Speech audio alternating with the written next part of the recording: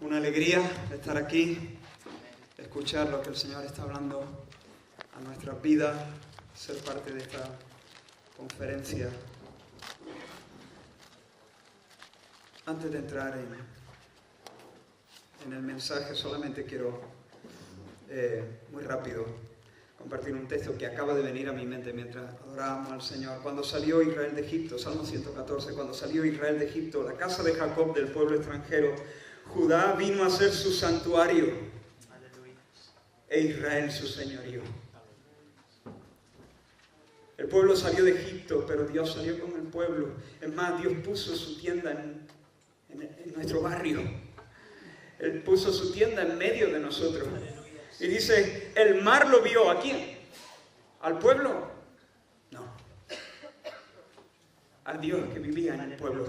El mar lo vio y huyó. El Jordán se volvió atrás. Los montes saltaron como carneros, los collados como corderitos. ¿Qué te ha pasado, Omar? La Reina Valera del 60 dice, ¿qué tuviste, Omar? ¿Qué huiste? Y tú, Jordán, que te volviste atrás. Oh montes, ¿por qué saltasteis como carneros y vosotros collados como corderitos? ¿Por qué salisteis, como se suele decir, por patas? ¿Por qué os asustasteis? ¿Por qué os habéis quitado de en medio? A la presencia del Señor tiembla la tierra. A la presencia del Dios de Jacob, el cual cambió la peña en estanque de aguas y en fuente de agua en la roca. Hermanos, la iglesia es un pueblo en sí mismo bien débil, pero es el santuario del Señor. Y cuando la iglesia avanza, el mar se aparta. Para los judíos, el mar y las montañas son las cosas insalvables, las cosas, los problemas verdaderamente grandes. Pero el pueblo avanza, el mar se abre. El pueblo avanza y en un sentido figurado, los montes salen corriendo. Y el Jordán se detiene. ¿Qué te pasó? ¿Qué os pasa? No es ese pueblo tan débil y tan flaco. Es que el poderoso vive en medio de ese pueblo. Y esa es la gloria de la iglesia. Es que el Señor nos ha mirado para considerarnos. Él vive en medio de nosotros. Por eso, diga el débil. ¿Por qué? No diga el débil fuerte soy porque me convierto en fuerte. No, el débil dice soy fuerte siendo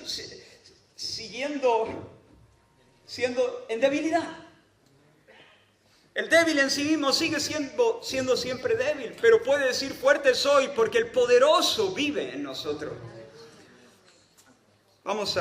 Este no es mi tema, pero es que si no lo digo reviento. Mi tema es la pureza y la disciplina en la iglesia local.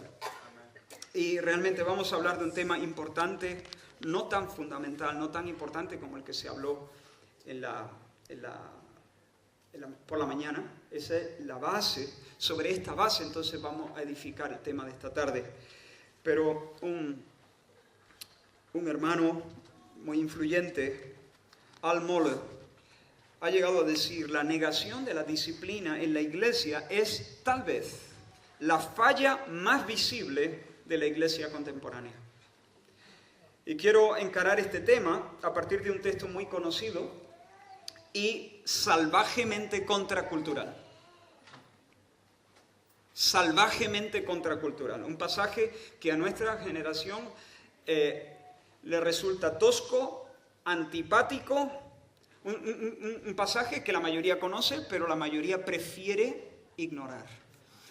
Y quiero invitaros a abrir la palabra del Señor en Mateo 18, versículos del 15 al 20. Mateo 18, leemos desde el versículo 15.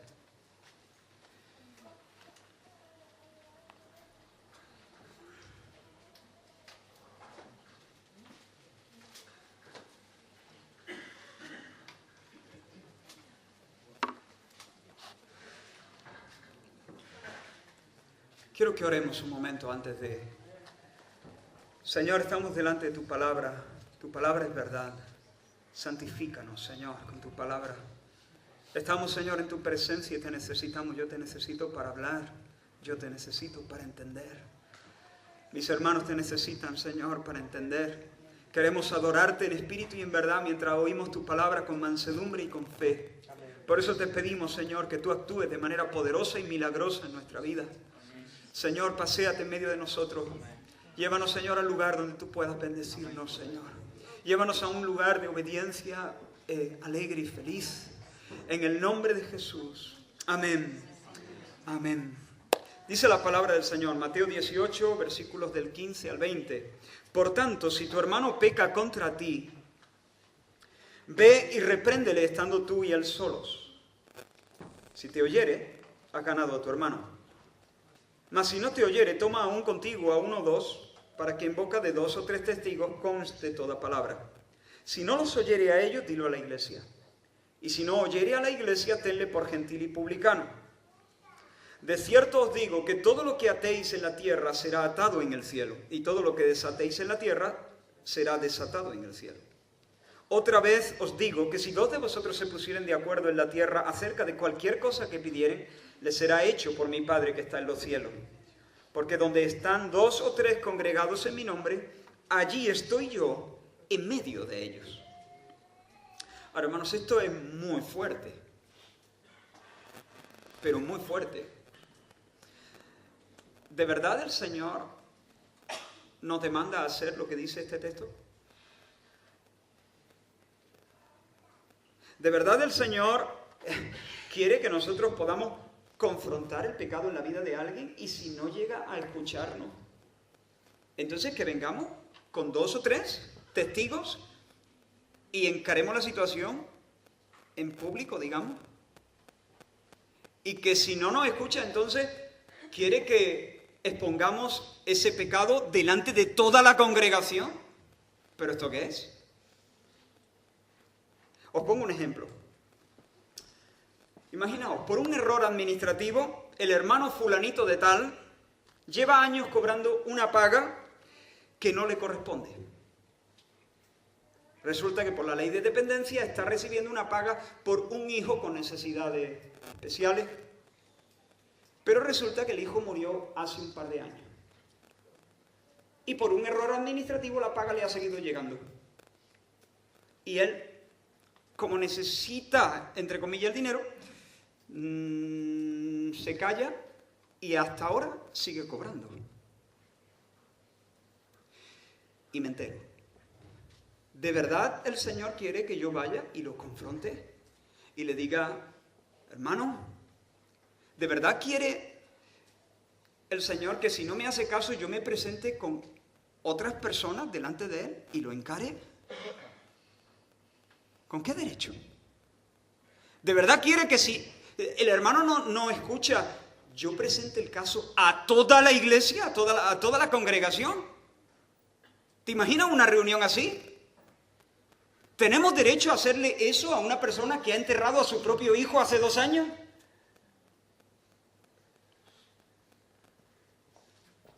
¿Pero esto qué es?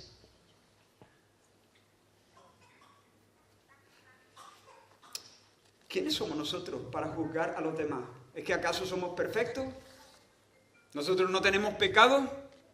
¿No sería una falta de amor cristiano realmente, si no escucha a la iglesia, expulsarlo de la iglesia? Se le muere el hijo y ahora lo expulsan de la iglesia.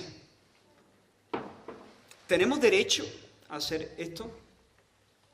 Ahora, hermanos, nosotros vivimos días en los que el valor más apreciado es la libertad individual, la opinión personal, los sentimientos personales. Eso es algo sagrado, eso es algo intocable. Nuestra cultura, de hecho, siente un rechazo visceral ante una escena parecida. Que una iglesia o que 2 o 3 personas vengan a denunciar o a confrontar eso en la vida de alguien. Meterse en la vida privada de las personas. Eso está mal visto cuestionar mucho más, sancionar mucho más, exponer públicamente un pecado. Se percibe de hecho como un ataque personal, como una invasión abusiva de la intimidad, como una acción de hecho arrogante, autoritaria, carente de amor, de la que uno debería defenderse. Por eso es cada vez más raro, hermanos, encontrar iglesias locales en las que se obedezca este texto. Cada vez es más fácil encontrar iglesias, congregaciones, donde uno puede vivir más o menos como quiere sin ser molestado. Cada vez es más fácil encontrar pastores cuya obsesión es no incomodar, no molestar. Iglesias suaves, iglesias sin aristas, iglesias educadas, educadísimas, políticamente correctas, espiritualmente nulas.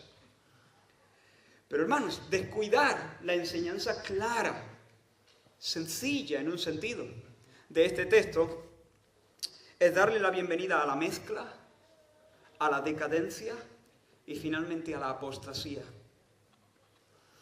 De hecho, es un suicidio espiritual. Como ha dicho alguien, la iglesia no puede estar de pie delante de sus enemigos mientras siga ignorando el pecado en sus propias filas. Una cita de Daniel Gray. Ahora, hermanos, quiero dejar claro, hacer lo que el texto nos demanda no tiene nada que ver con ser antipáticos, con ser duros, con ser inmisericordes, con ser legalistas, autoritativos, ni nada de eso. Hacer lo que el texto nos demanda tiene que ver con tres cosas, básicamente. Tiene que ver con amor. Es una cuestión de amor. Es una cuestión de coherencia. Y es una cuestión de responsabilidad. Amor, coherencia y responsabilidad. Y espero demostrarlo. En primer lugar, es una cuestión de amor. Eso va a ser nuestro bosquejo para el mensaje. Amor, coherencia, responsabilidad. Es una cuestión de amor. Mira cómo empieza nuestro texto. Nuestro texto empieza con un por tanto. Por tanto. Así que dejadme que tome unos minutos para poner estas palabras del Señor Jesús en su contexto. Nuestro texto, el Señor en el capítulo 17 ha estado anunciando su muerte. Y sin embargo, cuando Él anuncia su muerte, los 12 están preocupados por asegurarse un buen puesto en el reino de los cielos. Ellos han entendido que Jesús es el Mesías y Él va a inaugurar su reinado y ellos quieren asegurarse una de las mejores carteras, ¿no? Dentro del reino. Y por eso, mientras el Señor enfila la proa de su vida hacia la cruz, ellos se enganchan en una discusión para ver quién va a ser el mayor, el más grande. Pero el Señor les enseña que ser grande no tiene nada que ver con ser más que los demás. De hecho, querer ser más que los demás les aleja de la verdadera grandeza. El Señor no les dice que no deben ser grandes. El Señor lo que les dice es que por allí no se va. Por allí no se va. Van en dirección prohibida a la verdadera grandeza. Y entonces le enseña qué es ser grande. Toma un niño y lo toma y lo coge en sus brazos. Ahora quiero que penséis un momento en esa escena. Intentad imaginarla. 12 tíos como carro discutiendo a ver quién va a ser el más importante en el reino de los cielos. Y un nene en los brazos de Jesús, feliz de la vida, ajeno completamente a esa disputa. La estampa es un mazazo. Porque básicamente el Señor Jesús de entrada les está diciendo, básicamente esto es grandeza. Aquí tenemos 12 hombres que están compitiendo y un niño, un mocoso, y lo digo con cariño, totalmente ajeno a esa disputa, simplemente feliz por descansar en los brazos de Jesús. Eso es grandeza. De hecho, ser grande es ser humilde y ser dependiente. Vivir sin meter codo. Vivir sin pisar a otro. Pero a partir del versículo 5 del capítulo 18, el Señor le añade otra cosa. Además, ser grande es amar generosamente, sin motivaciones egoístas. Es decir, servir a aquellos que no pueden recompensarnos. Si alguno sirve a un niño como este. Asociarnos con las personas sin nombres, digamos. Asociarnos con los anónimos. Si nosotros servimos a un niño como ese, y más en una cultura como la de aquellos tiempos, el mundo no nos va a reconocer. No vamos a ser famosos, pero el cielo sí conocerá nuestro nombre. Si cuidamos a un niño en el nombre de Jesús, estaremos sirviendo al mismo Jesús. Y si estamos sirviendo al mismo Jesús, entonces estamos sirviendo ¿a quién? al Padre, ya no se puede subir más. Así que fíjate lo que hicimos. Descendimos por la senda del servicio, limpiando mocos y quitando pañales, y todo el tiempo estuvimos en la sala del trono del Altísimo. Descendimos por la senda del servicio, ministrando a un niño que nadie conoce, no es importante, y sin embargo, al hacerlo en el nombre de Jesús, ministramos a Jesús. Al ministrar a Jesús, estuvimos teniendo trato con el Altísimo. Descendimos y sin embargo no se puede subir más alto. Eso es grandeza. Pero a partir de los versículos 6, el 6, 7, 8 y 9, añade Jesús otra idea acerca de la verdadera grandeza.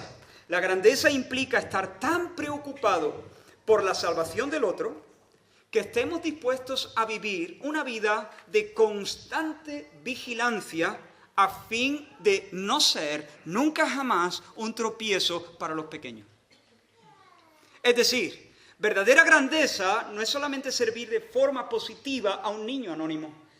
Verdadera grandeza es preferir que me parta un rayo a que yo pueda ser un tropiezo para ese niño. Así que debo vivir de puntillas, debo vivir cuidando mi alma, debo vivir cuidando mi boca, debo vivir cuidando lo que hago, porque no quiero dañar la fe de los pequeños del Señor. Grandeza es preferir morir a inducir a pecar a otros. ¿Por qué? Porque Dios los ama y son importantes delante de sus ojos. El Señor no los deja perecer. Al contrario, los busca hasta encontrarlos, como el pastor busca a la oveja que se le pierde. Y no solo los busca, pone ángeles a su servicio. Eso lo dicen los versículos del 10 al 14. Así que, ¿quieres ser grande? Es lo que el Señor les está diciendo. ¿Vosotros que queréis ser grandes? Pues vais por dirección prohibida. No se va por allí. Hay otro camino. Deja de competir, descansa en los brazos del Señor. Ama y sirve a otros sin buscar recompensas ni promociones humanas. Valora tanto la salvación de los demás que estés dispuesto a hacer lo que haya que hacer para no ponerles un palo en la rueda, para no dañar la fe de los demás. Porque el Padre no quiere que ninguno se pierda. Y allí es donde arranca nuestro texto. Por tanto, el Padre los quiere mucho. Sale a buscarlos como el pastor a su oveja y pone ángeles a su cuidado. Por tanto, si tu hermano peca, ve. Ser grande es amar al punto de pringarte. Es buena esa palabra. Pringarte. De forma personal. En la arriesgada operación de rescate de un hermano que se desliza por la senda suicida del pecado. Lo voy a repetir. Ser grande es amar hasta el punto de pringarte personalmente en la arriesgada búsqueda de rescate, operación de rescate de un hermano que se desliza por la senda suicida del pecado. Ser grande es ser un pringado. En el buen sentido de la palabra, ¿no? Es comprometerte, arremangarte para buscar al hermano. Por tanto, si tu hermano peca, ve. Si tu hermano peca, repréndele. Si hace falta, toma contigo otros. O dilo a la iglesia. Es una cuestión de amor. Ahora, quiero aclarar desde el principio, porque estoy en el principio, que la confrontación no es necesaria cada vez que alguien peca. Lo que la Biblia nos dice no es que montemos un puesto de guardia, cojamos una garrota y cada vez que un hermano se deslice, sea cobarde, no dé testimonio a tiempo, calle cuando debiera hablar o hable una palabra en un tono regular, le caigamos encima y lo apaleemos. No está diciendo eso. Mira, la mayoría de las veces simplemente pasamos por alto. Cubrimos con amor algunas de las faltas sabiendo que a los 5 minutos, antes de que el hermano termine la frase, el Espíritu Santo ya estará hablándole, ya estará reorientándole. No hace falta que nosotros estemos allí montando un puesto de vigilancia en nuestro atalaya para ver a quién pillamos hoy. Por favor, no quiero que nadie malinterprete el mensaje. No quiero que nadie salga de aquí diciendo, Señor, dame visión. Ahora, la mayoría entonces cubrimos las faltas en amor, damos lugar al Espíritu Santo, pero cuando vemos a nuestros hermanos abrazar estilos de vida pecaminosos, instalarse en conductas pecaminosas, cuando se trata de pecado grave, no cuando sospecho que es orgulloso. Sospecho, no, si sospecha, espérate, no des paso si sospecha, pero cuando el pecado es grave, cuando el pecado es claro, objetivo, cuando el pecado no tiene arrepentimiento, si la persona se ha arrepentido, ya no tenemos nada que hablar. Pero cuando es sin arrepentimiento, entonces no podemos mirar para otro lado. Es una cuestión de amor, una cuestión de amor. La meta no es molestar, no es avergonzar, no es humillar. La meta es cuidar su alma y al final la gloria del Señor. No es un castigo, no es una venganza, es un acto de amor. Y amor, en primer lugar, por la persona que se desvía. Por la persona que se ha desviado del camino de la santidad. Hermanos, pecar es menospreciar a Cristo y comer de la mano del diablo. Pecar es abrir una puerta a que Satanás pueda dañarnos, es dar lugar al enemigo de nuestras almas. Y una persona que ve a su hermano dirigirse en línea recta a la boca del lobo y no intenta estorbarlo, puede decir misa, pero no lo ama. No, ¿yo cómo le voy a decir eso? Es que yo lo amo. No. Si tú ves que tu hermano está pecando y por lo tanto se está exponiendo al ataque inmisericordia de Satanás y tú no lo avisas, no lo amas. Merece una bronca un padre que deja que su niño juegue sin más, su bebé, con un escorpión. ¿Sí o no? O ese padre no sabe lo que es un escorpión, o ese padre no ama definitivamente a su hijo, o no está de acuerdo. Amar exige señalar, exige censurar el pecado con una motivación piadosa, por supuesto. El que mira para otro lado y deja que su hermano siga en esa actitud, si tú dejas que fulanito de tal siga cobrando esa paga y tú lo sabes, pero ¿cómo voy a llegar yo? Se le ha muerto su hijo hace 2 años, todavía está medio tocado y ahora lo confronto. Si tú haces eso, tú no lo amas. Tú estás ignorando voluntariamente el juicio de Dios contra la mentira, contra el fraude, contra los pecadores. Tú no lo amas, tú estás pasando de él. Y lo estás tratando no como un hermano, sino como a un bastardo. Amar exige entonces intentar convencer, intentar amonestar, advertir, incluso intentar estorbar para que la persona no se estrelle. La meta, por supuesto, es ganar al hermano. La meta es convencerle de que no tiene que pelearse con los cerdos por algarrobas cuando papá tiene pan en la mesa para nosotros. La meta es convencerle de que hay delicias a su diestra para siempre, que lo nuestro no es el lodo y los charcos, sino que lo nuestro es beber y saciarnos en el manantial que es Cristo. Esa es la meta. La meta es que encuentre placer en Dios, felicidad en Dios eternamente. Esa es la meta. Que se olvide de los deleites temporales y engañosos del pecado y escoja las glorias que son suyas legítimamente en Cristo Jesús. Así que en primer lugar es una cuestión de amor por la persona que peca. Pero en segundo lugar, no solamente es un acto de amor por el pecador, es un acto de amor por la iglesia. Un acto de amor por la iglesia. Y esto por 2 sencillas razones.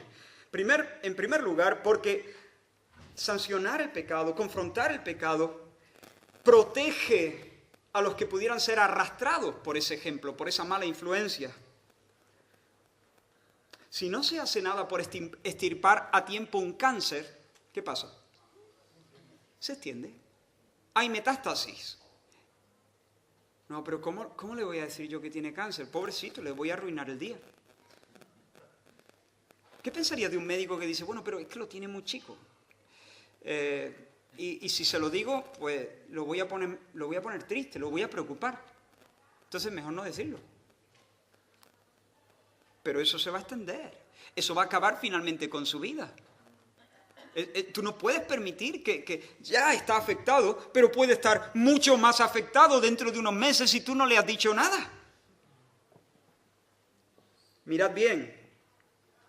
No sea que alguno deje de alcanzar la gracia de Dios, que brotando alguna raíz de amargura os estorbe y por ella muchos sean contaminados, dice la Escritura.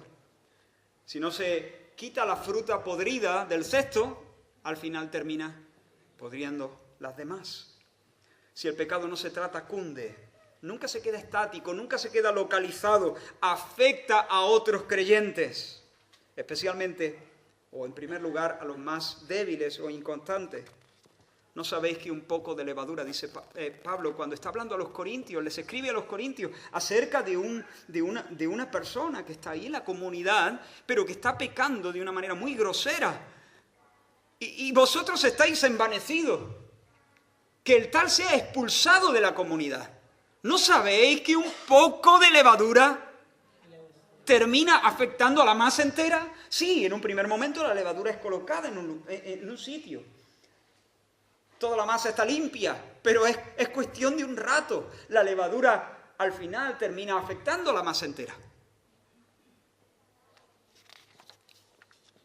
Cuando Pedro fue a Antioquía, dice Pablo, escribiendo a los Gálatas, cuando Pedro fue a Antioquía, le eché en cara su comportamiento, porque era condenable.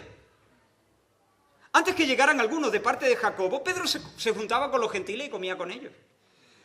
Pero fue venir los delegados de Jerusalén y Pedro comenzó a recular, comenzó a apartarse de los gentiles, de tal manera que muchos de los judíos siguieron su ejemplo y ya no se juntaban con los gentiles. Incluso Bernabé, hasta Bernabé. Cualquiera que haya estudiado un poquito la historia de Bernabé, hasta Bernabé fue afectado. ¿Ves cómo el pecado cunde? Pero gracias a Dios, Pablo no era una marioneta de trapo. Pablo era un hombre de Dios. Y se puso en la brecha. Pedro, hermano mío, ¿qué estás haciendo? Y lo confrontó. Así que, en primer lugar, es una cuestión de amor por el que peca, pero en segundo lugar, una cuestión de amor por la iglesia, porque, en primer lugar, lo malo se pega. Hay una mala influencia. Pero en segundo lugar, porque cuando se peca en la iglesia, cuando hay pecado y no hay arrepentimiento, en la iglesia se entristece el Espíritu Santo. El pecado impenitente entristece al Espíritu Santo. Hermanos, el Espíritu Santo no se va de la iglesia. No se va. Pero cuando se entristece el Espíritu, aunque no se va, sí se limita su influencia. Se limita su influencia. El Espíritu está allí, tan poderoso como siempre, pero ya no hay manifestaciones de su poder. Ya no hay soplo fresco, ya no hay visitaciones poderosas. Él retrae su influencia y a la larga la iglesia entonces pierde vitalidad, pierde poder, pierde gozo. Se cantan las mismas canciones, pero ya la iglesia no vibra. Se predican los mismos mensajes y las mismas verdades, pero ya no caen como una lluvia que riega los corazones y los hace germinar. No hay poder, no hay alegría, no hay un gozo en la comunión. ¿Por qué? Porque el Espíritu Santo está entristecido. Los espinos empiezan a salir por todas partes y a la larga, he dicho que el Espíritu no se va de entrada, pero a la larga pudiera ser que el Señor tenga que quitar el candelero de su lugar. John Duck, el autor del Manual para la Iglesia en el siglo XIX, lo dijo de esta manera: se ha podido comprobar que cuando la disciplina abandona una iglesia, Cristo también la abandona. Queridos hermanos, mi pecado no es asunto mío. Y tu pecado no es asunto tuyo. No, eso es asunto mío. No. No es asunto tuyo, ni mi pecado es asunto mío. Imaginaos que esto es un barco, ¿vale? Vamos a echarle imaginación. Vamos en un barco. A cada uno se nos ha asignado un asiento. Y estamos en alta mar, ¿de acuerdo? Yo saco un taladro y le hago un agujero en el casco de la nave para que me empiece a entrar agua con sus burbujitas y refrescarme los pies. Pronto tú me ves, se hace un charquito en torno a mi asiento y tú me miras y ¿qué me dices? ¿Qué haces, loco? Digo, ¿qué? ¿Qué pasa? Yo estoy haciendo un agujerito en mi lado. Este es un asunto, tú estás en tu asiento. ¿Tú no quieres hacer agujero? No lo hagas. Este es un asunto mío, en mi asiento, son mis pies, me quiero refrescar. ¿Y qué más te dan? ¿Qué agonía te tienes que meter en mi vida? ¿Qué me vas a decir? Bueno, lo mismo ni me dices nada. Directamente me pones sentado en lo alto del agujero y no me muevo de ahí hasta que toquemos tierra. Porque sabes que ese agujerito por donde entra agua que ahora mismo me refresca los deditos de los pies, pronto nos va a llegar al cuello a todos. Ese agujero es una cuestión de todos, de todos. El pecado tuyo no es una cuestión tuya, no es tu problema, es el problema de todos.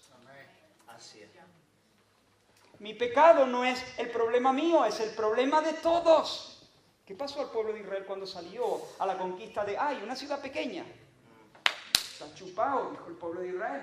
36 personas murieron. 36. Dieron la espalda a sus enemigos, quedaron avergonzados.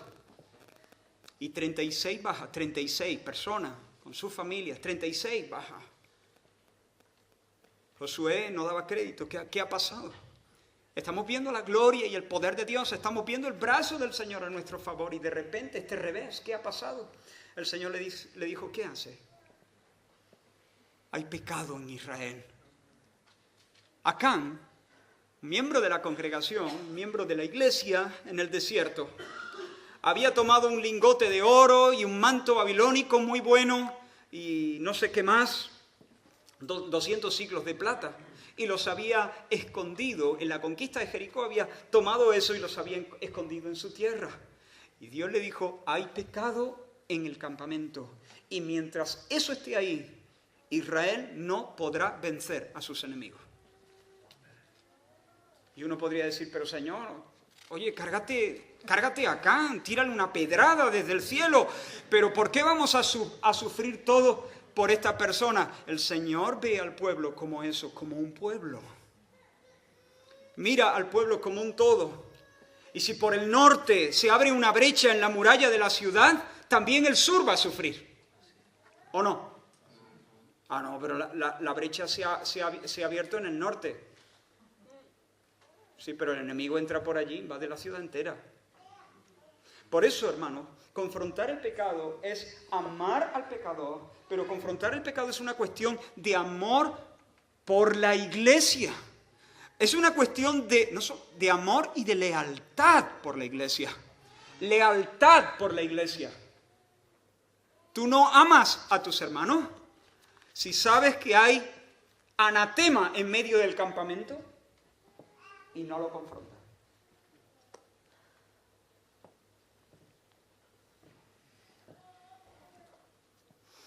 Esto es muy serio.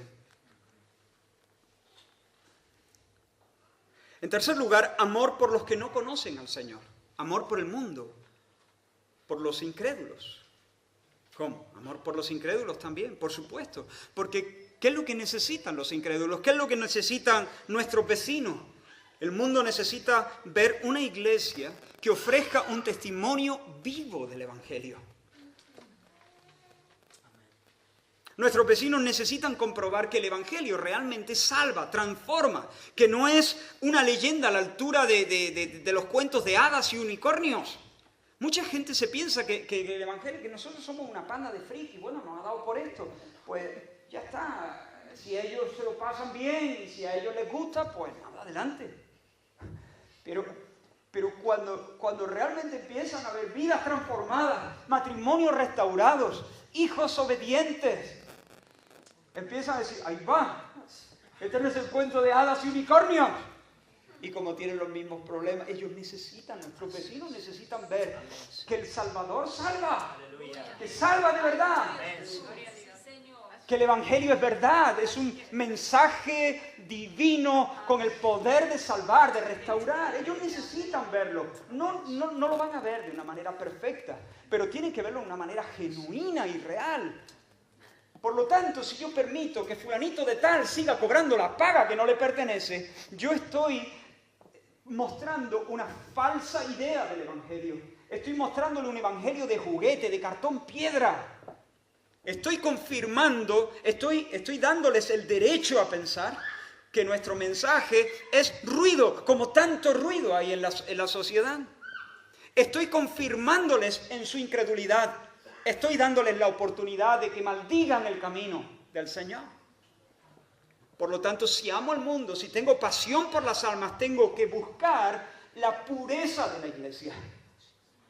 Tengo que perseguir que los miembros de la comunidad, sí, no van a ser perfectos, pero tienen que ser consecuentes con su vocación, con su profesión cristiana. Tenemos que contrastar con nuestra sociedad, como la luz de las estrellas contrasta con el negro de la noche. Tenemos que resplandecer como luminares en el mundo. ¿Por qué? Por amor al que peca, por amor a la congregación, a la iglesia, pero por amor al mundo, por amor a las almas, por amor de la misión. Nosotros tenemos que procurar la pureza en el mundo. En tercer lugar, amor sobre todo por el Señor. ¿Cómo define Romanos 8 a los cristianos? 8:28. Sabemos que a los que aman a Dios, los que aman a Dios. Una buena definición de un cristiano, ¿no? Los que aman a Dios. Nosotros somos los que amamos a Dios. Los que aman a Dios. ¿Le amamos? ¿Le amamos o no? Le amamos, nos importa su nombre, nos importa su fama, nos importa su reputación, le amamos. Queremos que el Señor Jesús tenga lo que merece. Y Él merece una novia pura, Él merece una virgen sin mancha. Él no merece una novia sucia, pervertida, que coquetea y que flirtea con el mundo. Él merece una novia pura, enamorada de Él. Le amamos, por eso al ver a creyentes que se casan y se descasan porque ya no se ríen juntos y porque ya están aburridos de vivir la vida matrimonial y han encontrado a alguien más guapo, con menos arrugas.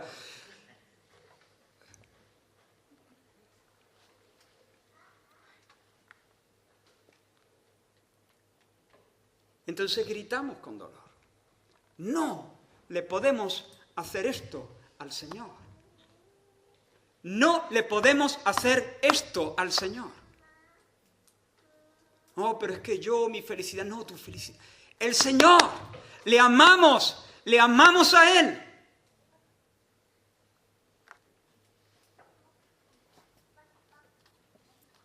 El que ama a Cristo no puede soportar la idea de que su nombre sea manchado por el mal testimonio de los que se confiesan suyos.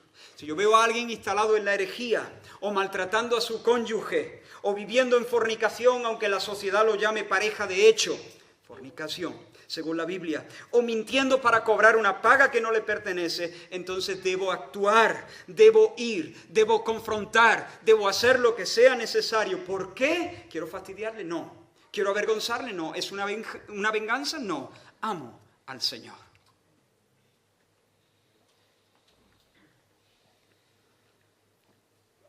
No me divierte reprender. De hecho, generalmente cuando tengo que hacer algo así, espero que no suene feo, pero es la pura verdad. Me paso la mitad del día en el baño. Se me descompone todo el cuerpo, pero arde en mis huesos el deseo de que Él reciba la recompensa de su sufrimiento. Él reciba la recompensa de su sufrimiento. Que su nombre sea respetado, sea honrado, que Él sea famoso en la ciudad. Ojalá me toleraseis un poco, dice Pablo, ojalá me toleraseis un poco de locura. Sí, toleradme un poco de locura. Os voy a meter un meneo, oh Corintios, porque os celo con celo de Dios. Pues os he desposado con un solo esposo para presentaros como una virgen pura a Cristo. Pablo quería a Cristo mucho.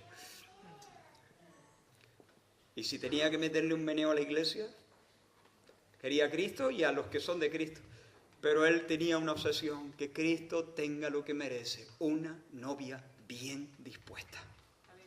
Así que es una cuestión de amor a Dios, al hermano, a la iglesia y al mundo. Así que una iglesia bíblica, la iglesia de Cristo, como se llama nuestras conferencias este año, es una iglesia que ama de esa manera. En segundo lugar, es una cuestión de coherencia. Este punto más cortito. No solo entonces es una cuestión de amor, es una cuestión de proceder de forma coherente con nuestras dos cosas, nuestra identidad y nuestra vocación como pueblo de Dios.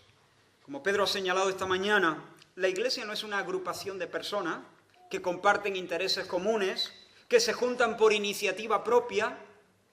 Oye, pensamos igual. ¿Por qué no nos buscamos un local y allí tenemos nuestra cosa? La iglesia no es una reunión casual de personas religiosas. La iglesia no es un fenómeno explicable desde parámetros sociales o culturales. La iglesia es una realidad sobrenatural gestada por la palabra poderosa de Dios. Es una realidad sobrenatural gestada por la vocación de Dios, el llamado de Dios. Dios dice, levántate, resplandece. Y nace la iglesia.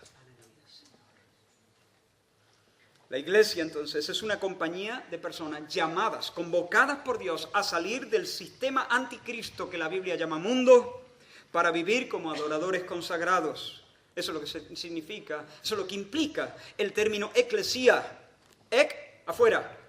Eclesía viene del verbo kaleo, de llamar, lo hemos visto, llamar afuera, salir, convocados aparte. Por lo tanto, los creyentes son los santos, no santos de... Los santos son los puestos aparte, apartados de, apartados para. Apartados de, apartados para. Santificados, consagrados. Los creyentes son los santos y los fieles. Porque en virtud de un poderoso llamamiento divino, hemos sido arrancados de la cárcel del pecado, hemos sido puestos aparte para vivir bajo el reino, el gobierno amable del Rey Jesús. La iglesia es la reunión exclusiva. La iglesia es la reunión exclusiva. Ahora está de moda la palabra inclusiva. Cuando nosotros celebramos la mesa del Señor últimamente, lo he dicho varias veces, no para provocar, pero sí, bueno, un poquito. Porque ahora es inclusivo, no. La mesa del Señor no es inclusiva, es exclusiva. Es exclusiva. No puede sentarse todo el mundo ahí, solamente los que han sido convocados por Dios, los que han recibido el llamamiento poderoso que logra lo que pide, los que han recibido el llamamiento levántate y resplandece, y se han levantado y resplandecen, esos son los que tienen el derecho de sentarse a la mesa de Dios. La iglesia entonces es la reunión exclusiva de aquellos que han sido traídos por el Padre a confesar a Cristo como Dios y Mesías, como Señor y Salvador. Así que estamos juntos porque el Señor nos ha reunido y nos ha establecido, como se nos recordó esta mañana, como linaje escogido, real sacerdocio, nación santa, pueblo adquirido por Dios. La iglesia, hermano, no es para mí. La iglesia no es para mi familia. La iglesia es para el Dios Trino. Es una casa espiritual, es un templo santo, es una novia pura, es un cuerpo, es un huerto privado, labranza de Dios, es un pueblo. Y esa es nuestra identidad. Somos los santos, somos los fieles. No somos los impecables, nos falta tanto para eso, ¿verdad? Pero sí somos los que no quieren pecar. No hay un solo cristiano que quiera pecar. Sí somos los arrepentidos. Sí somos los que tienen hambre y sed de justicia. No hay excepciones. Es muy injusto pedirle peras al olmo. Pero pedirle santidad a los santos, no. Pedirle santidad a los santos es pedir peras al peral. Esperar que una iglesia no le dé cabida al pecado es esperar lo que cabe esperar. Por tanto, si tu hermano peca, tu hermano se está olvidando de quién es. Se está olvidando de cuál es su llamado entre las naciones.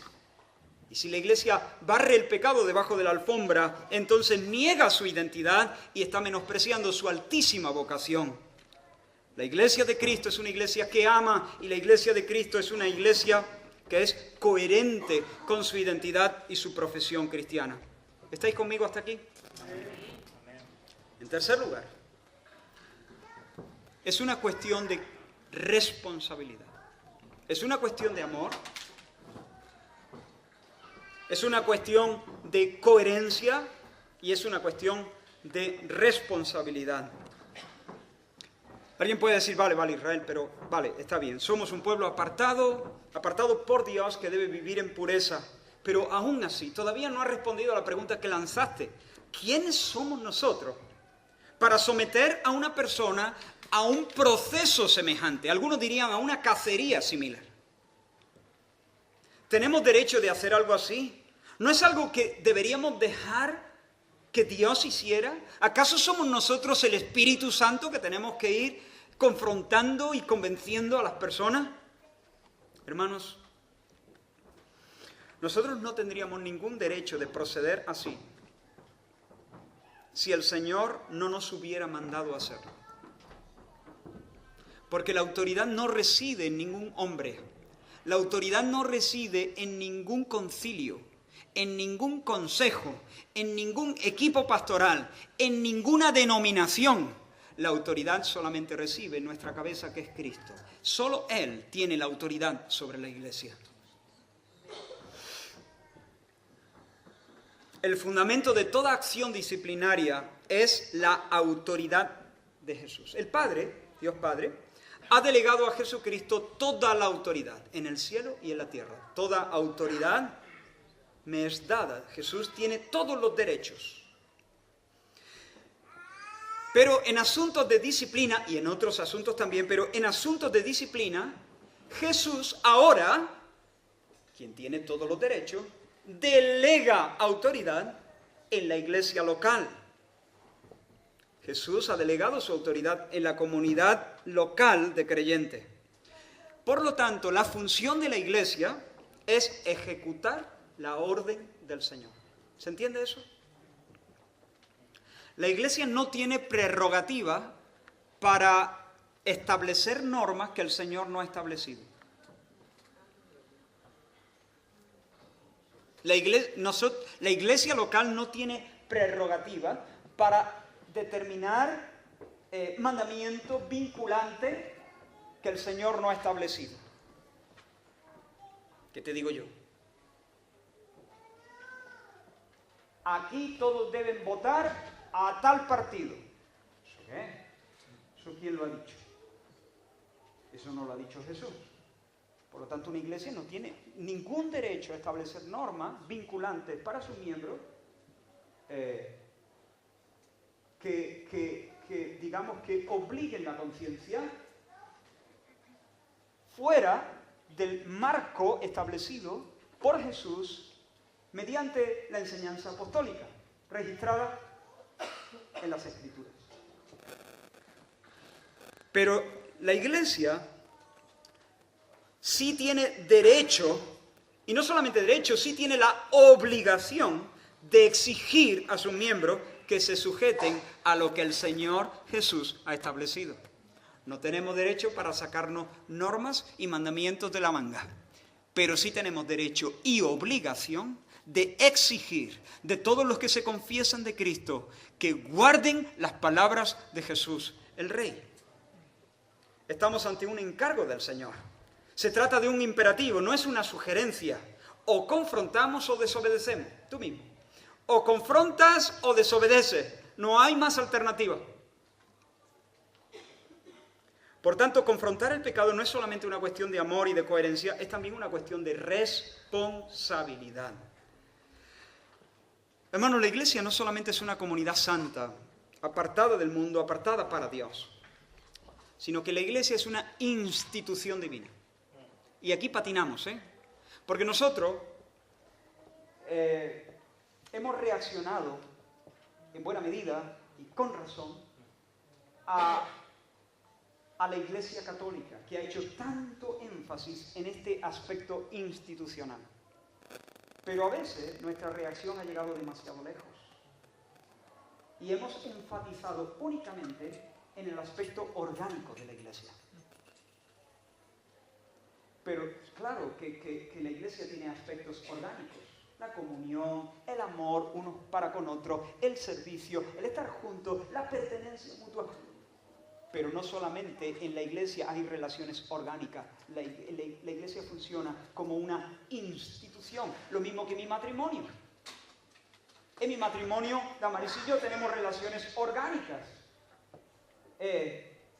Pero el matrimonio en sí es una institución establecida por Dios, con ciertos parámetros que rigen solamente en esa institución. Mira el versículo 18 de nuevo. De cierto os digo que todo lo que atéis en la tierra será atado en el cielo, y todo lo que desatéis en la tierra será desatado en el cielo. Ahora quiero explicar un poco esto.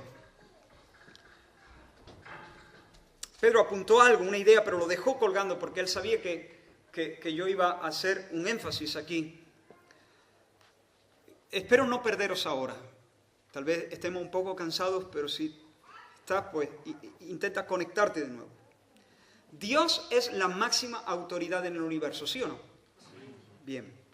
Dios gobierna. Ahora, ¿cómo gobierna el Señor? Dios gobierna delegando autoridad. Y delega su autoridad en diferentes instancias, diferentes instituciones. Por ejemplo, la familia. La familia es una institución divina, el matrimonio es una institución divina. ¿Cómo gobierna Dios? Bueno, pues, por ejemplo, en el marco de la familia, Dios le da autoridad a los padres sobre los hijos. ¿Y por qué? Bueno, porque Dios ha querido que sea así. Así funciona. Y cuando un hijo se opone y se rebela contra su padre, se rebela no solamente contra su padre, se rebela contra lo establecido por Dios. Es una institución de la creación misma y de esa manera Dios gobierna también. Ahora, por ejemplo, el Estado. El Estado es una institución establecida por Dios mismo. El Estado también, pues sí, también el Estado. El Estado es una institución divina. De hecho, mira lo que dice Pablo cuando escribe a los Romanos, capítulo 13, versículos del 1 al 5. Dice, sométase toda persona a las autoridades superiores, porque no hay autoridad sino de parte de Dios. Y las que hay, por Dios han sido establecidas. Fuerte este texto, ¿eh?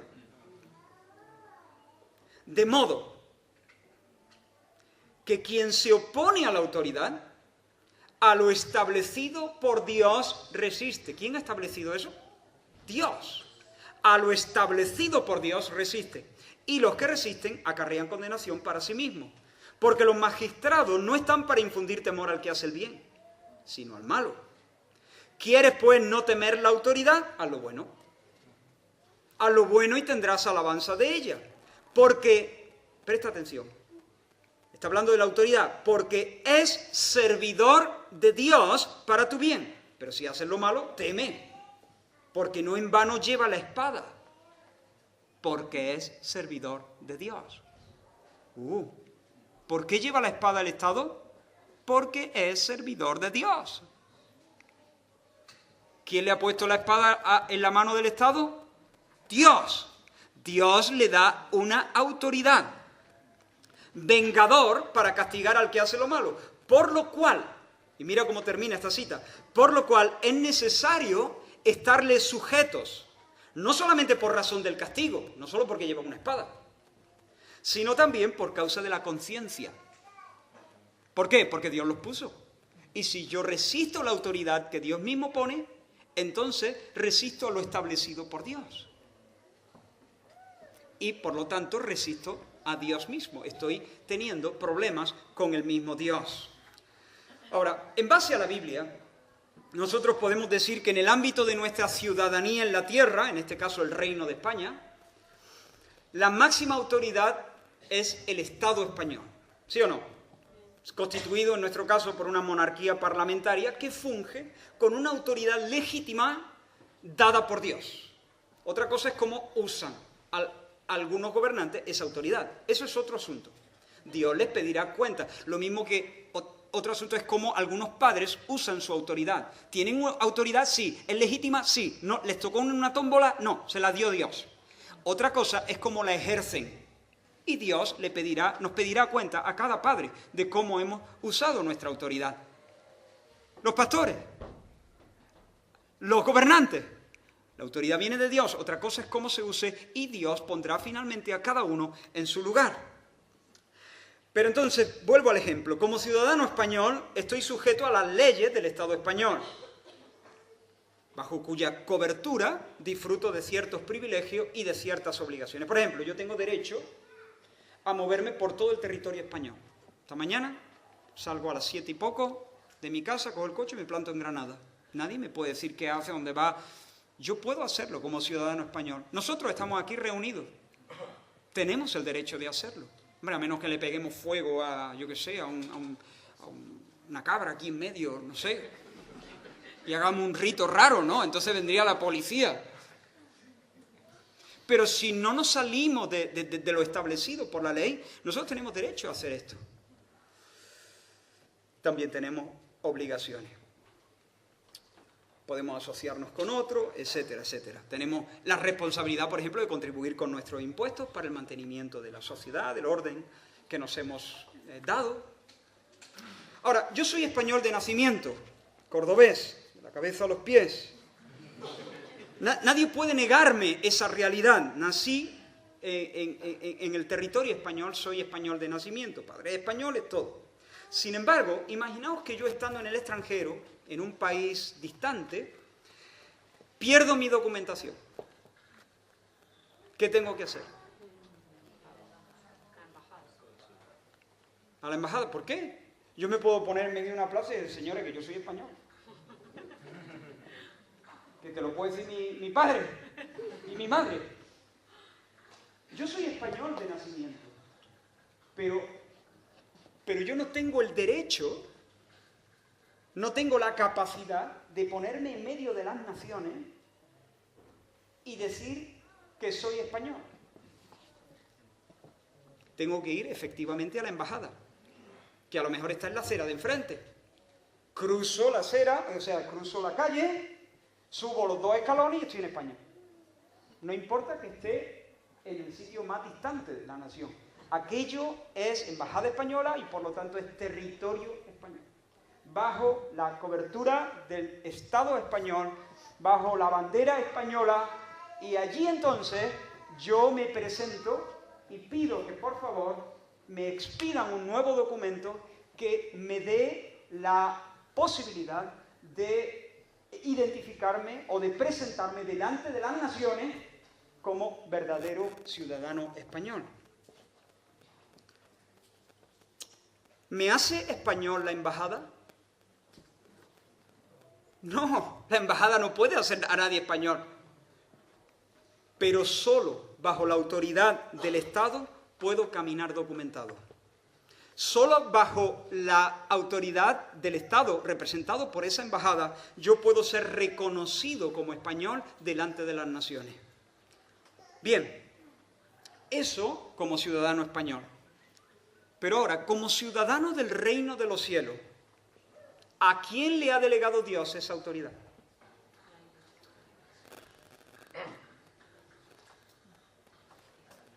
A la iglesia local. Nadie tiene derecho.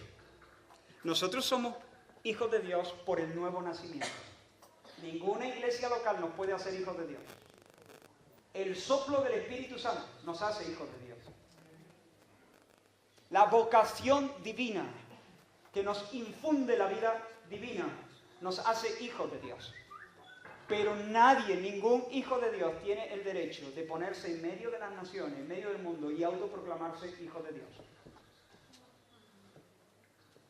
Eso tiene que hacerlo la embajada. Eso es prerrogativa de la iglesia local. No un concilio, no un apóstol, no la Ferede, no la UEBE o Asamblea de Dios o FIEIDE, la iglesia local. Al Estado español el Señor le concede la espada, es decir, los mecanismos necesarios para establecer el orden y defender el orden social. Pero del mismo modo, el Señor Jesús a la iglesia local no le da una espada, le da la llave, el derecho y el poder de atar y desatar.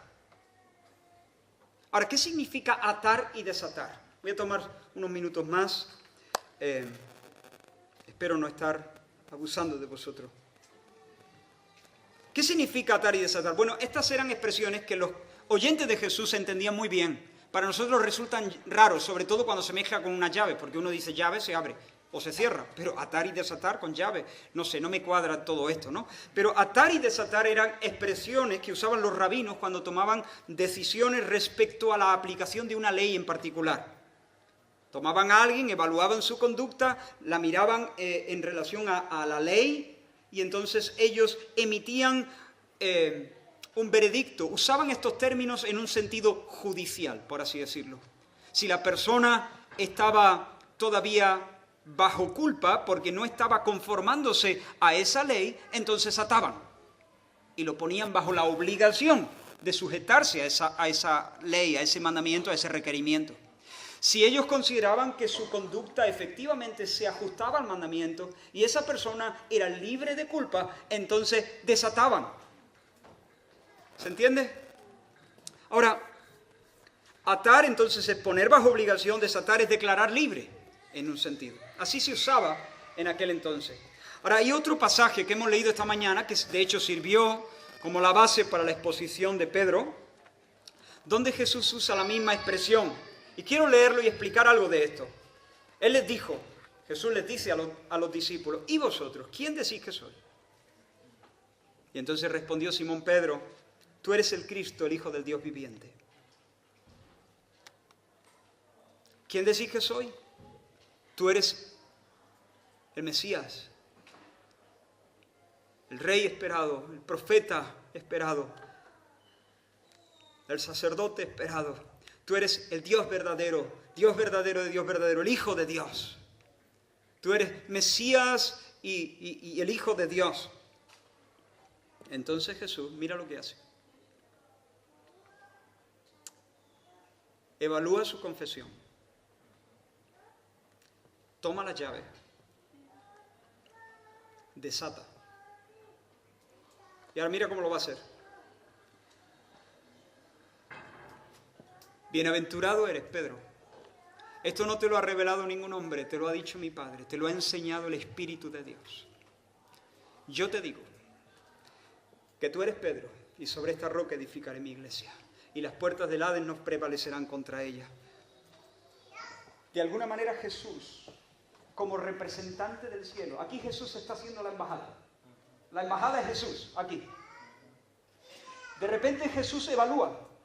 Lo que ha dicho Pedro no lo ha podido aprender leyendo libros.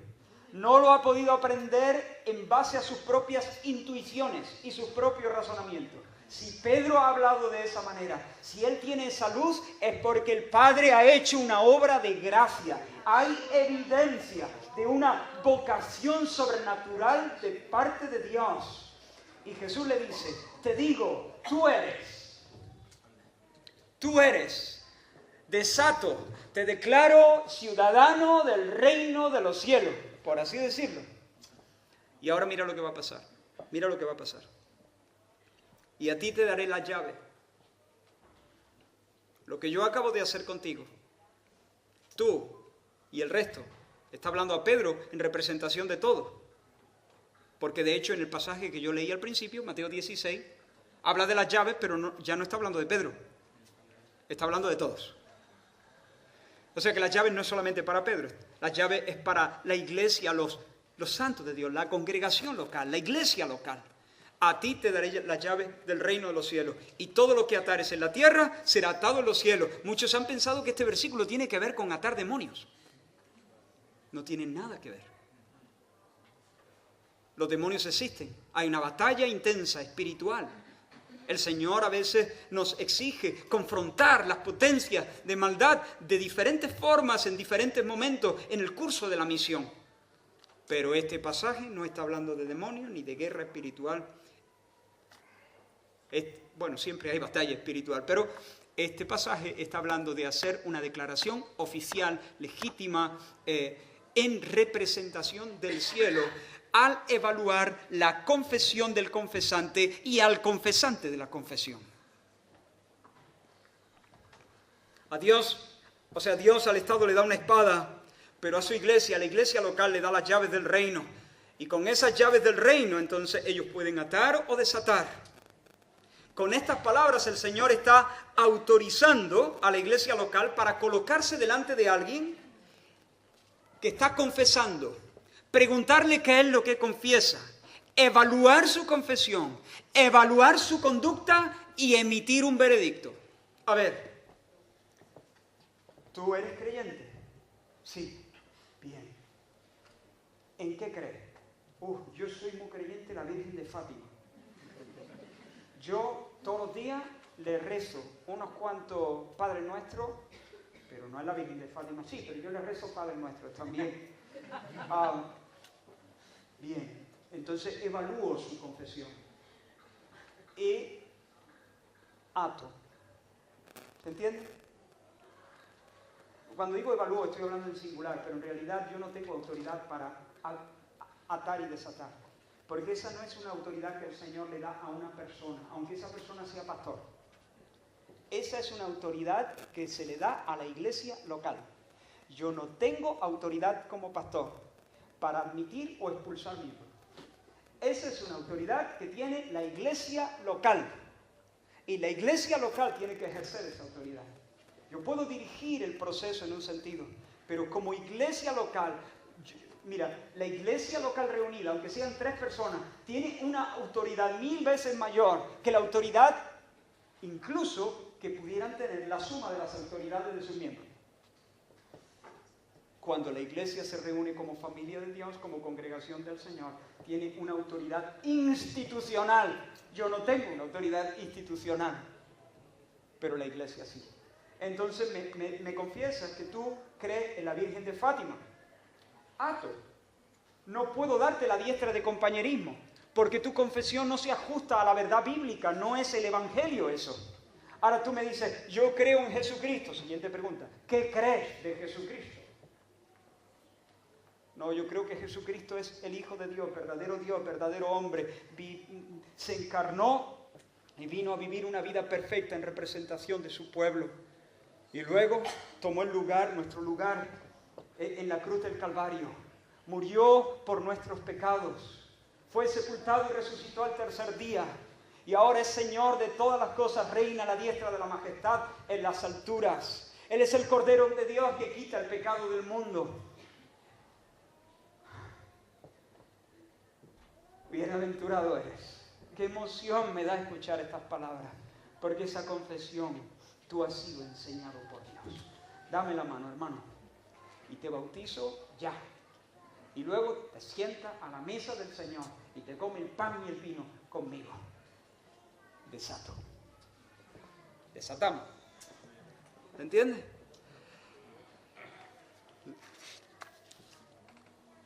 Pero en nuestro texto, y voy a ir terminando, en nuestro texto, la iglesia ata cuando imparte su disciplina sobre un pecador que no quiere arrepentirse. Aquí ya no estamos hablando de admitir o de admitir miembros.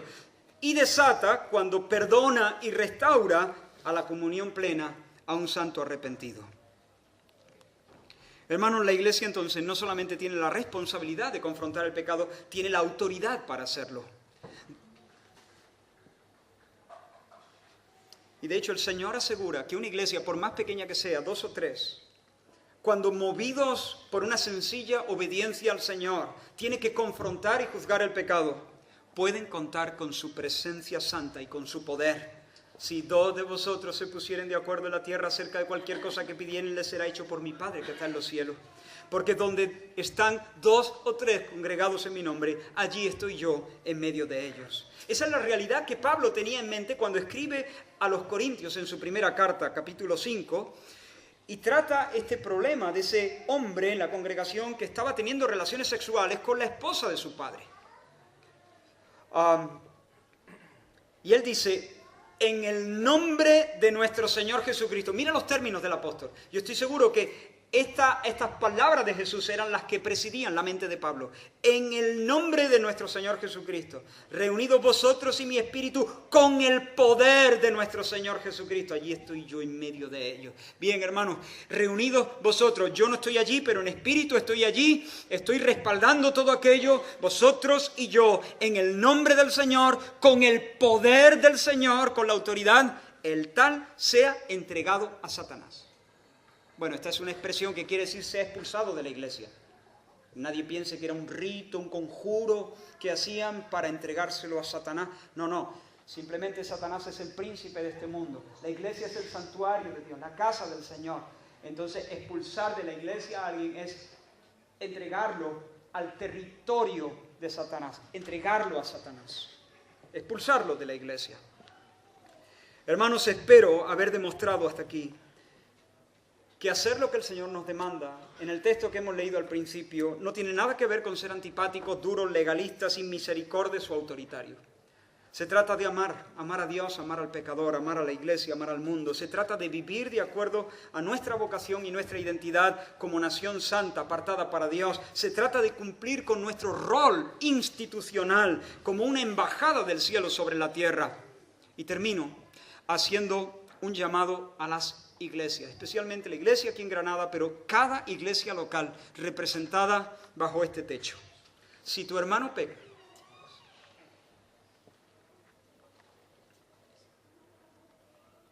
no le quites importancia.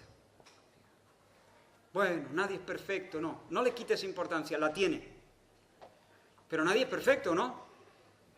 Ya, pero es una tragedia no serlo. Porque sin santidad nadie verá al Señor.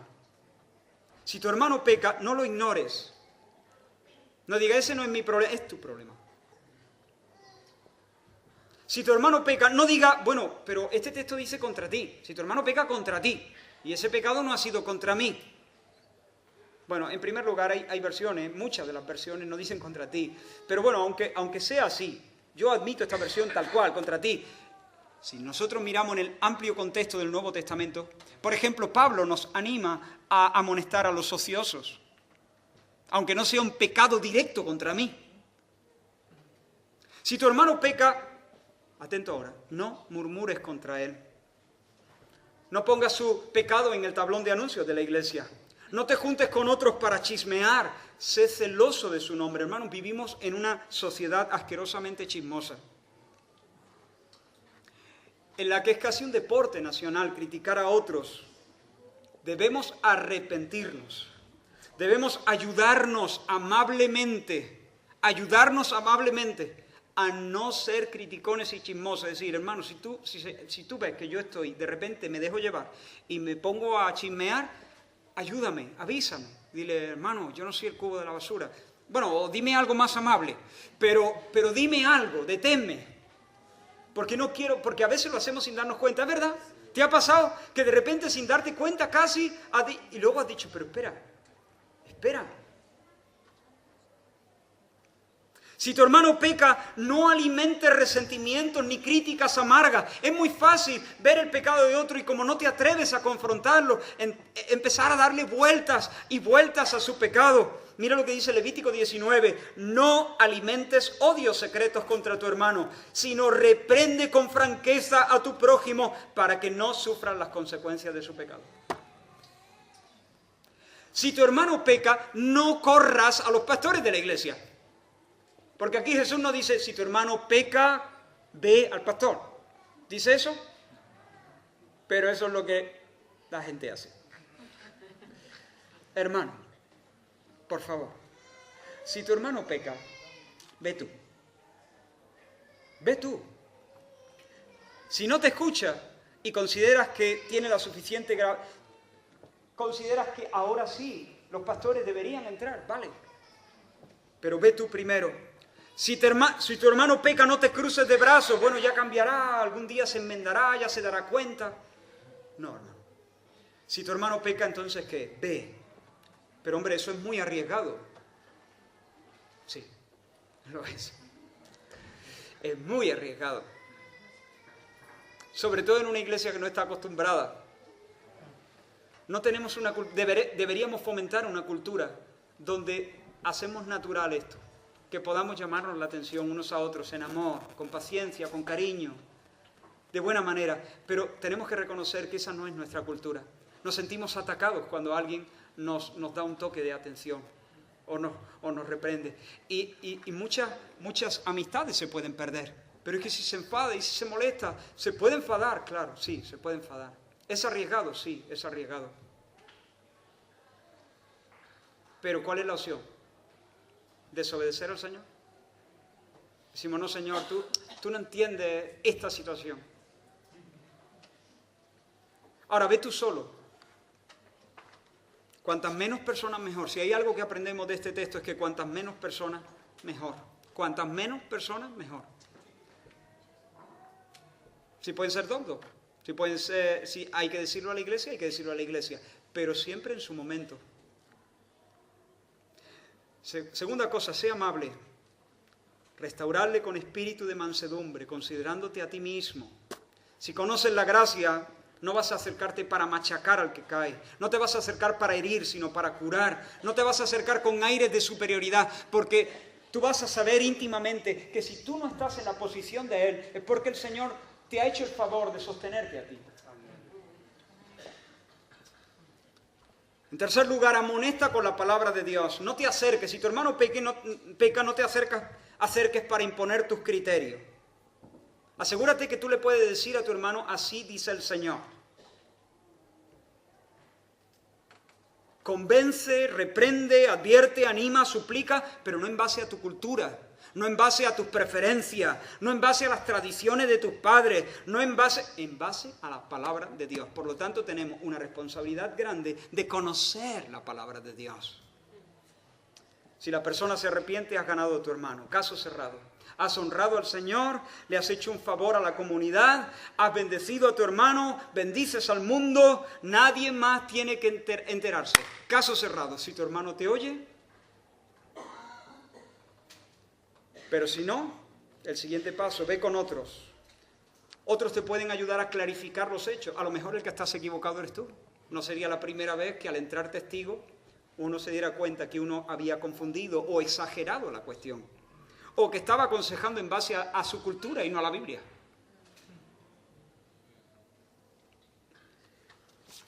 Pero sobre todo otros pueden producir más convicción. Pueden aumentar la presión amorosa. Eso se llama bullying, ¿no, Israel? Llámalo como tú quieras. Como tú quieras. A este hay que salvarlo. Es una operación rescate. Nos va la vida en ello. Porque lo queremos y queremos al Señor. Pero es siempre bullying amoroso. Presión amorosa. No quiero que nadie me malinterprete. Hay que hacer lo que sea para ayudarle a comprender las consecuencias de su pecado. Ahora, es importante contar con personas sabias, con personas maduras, que tengan criterio bíblico, discernimiento. Si se arrepiente, imagínate el culto que podéis tener los cuatro. Hemos ganado al hermano, nadie más tiene que saber del asunto. Pero si sigue actuando en su rebelión, y con esto voy a terminar, dilo a la iglesia.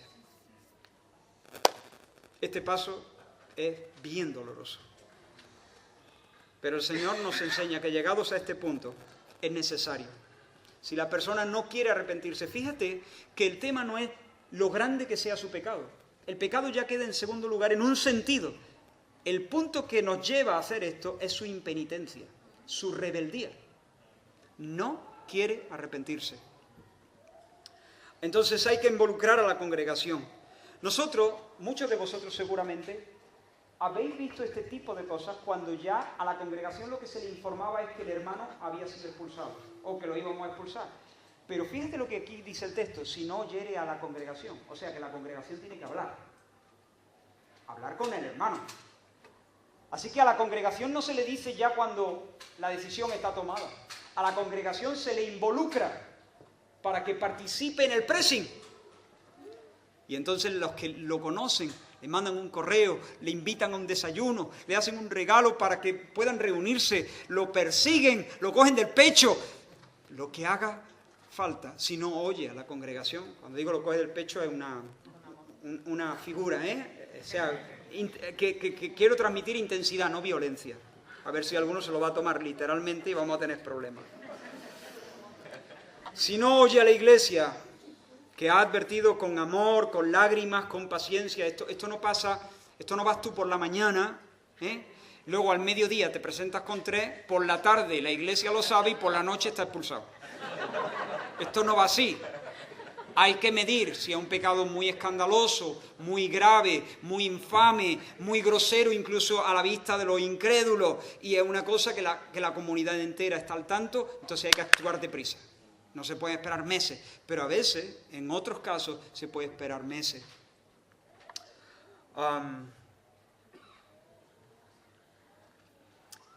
Pero si no oye a la iglesia, entonces no dejes de amarlo, pero no le llames hermano. Se le retira el pasaporte. Nosotros no hacemos a nadie cristiano o no cristiano. Nosotros no le quitamos la salvación a nadie, ni se la damos a nadie, pero sí le retiramos el pasaporte. En ese momento, nosotros no estamos como iglesia local en condiciones de asegurar delante de las naciones que este es un verdadero embajador de Cristo. No lo podemos decir. De hecho, estamos ahora en una situación donde tenemos que decir, creemos que no es cristiano, porque no manifiesta los frutos de una verdadera profesión de fe. Por lo tanto, expulsamos a esta persona y le privamos de sentarse con nosotros en la mesa del Señor. Por supuesto, puede venir a los cultos, puede venir como oyente, también dependiendo de las circunstancias, pero no voy a entrar aquí en matices.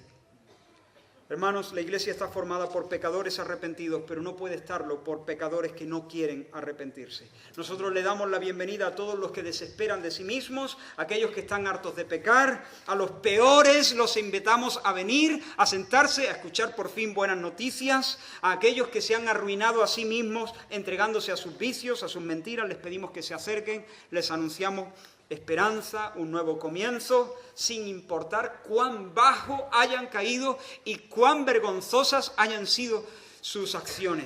Pero aquellos que quieren cantar y seguir pecando, orar y seguir en sus pecados, les decimos que no tienen parte ni suerte en este asunto. Esto es una iglesia, no es una cueva de ladrones. ¿Seguiremos amándoles? Sí. ¿Seguiremos llorando por ellos? Sí. ¿Seguiremos procurando su salvación? Sí. Pero no seguiremos llamándolos hermanos.